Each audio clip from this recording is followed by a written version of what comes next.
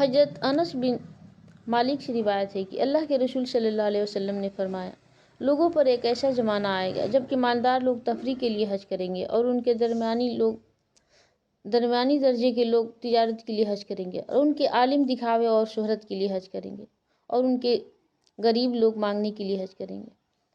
یہ حدیث بہت ڈرا دینے والی ہے۔ اس کی روشنی میں موجودہ زمانے کے مسلمانوں کو خاص طور پر اپنا جائزہ لینا چاہیے۔ انہیں غور کرنا چاہیے کہ ان کا حج اس حدیث کا مصداق تو نہیں بن گیا۔ مالدار لوگ سوچیں کہ انہیں حج میں تقویٰ کی نیت ہے یا سیر و تفریح کی۔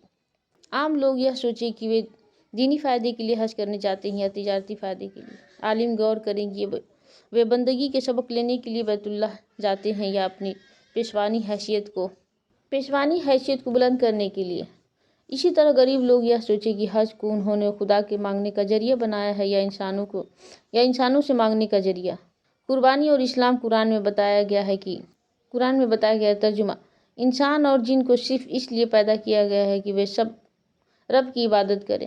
اس حدیث رسول سے معلوم ہوتا ہے کہ قرآن کے اصول عبادت کے مطابق انسان کے لیے زندگی کا صحیح طریقہ کیا ہے۔ وہ طریقہ یہ ہے کہ انسان خدا کے وجود کو اس طرح پالے کہ اسے ہر لمحہ اس کی موجودگی کا احساس ہو۔ اس کا شعور اس معاملے میں اتنا جاگ جائے کہ اسے ایسا محسوس ہونے لگے کہ مانو وہ خدا کو دیکھ رہا ہے۔ یہ احساس اس کی پوری زندگی کے خدا کے رنگ میں رنگ دے۔ اس کے ہر قول ہر عمل سے ایسا محسوس ہونے لگے جیسے کہ خدا اس کو دیکھ رہا ہے، جیسے کہ وہ جو کچھ کر رہا ہے سیدھے خدا کی نگرانی کے تحت کر رہا ہے۔ اسی زندہ شعور کے ساتھ زندگی گزارنے کا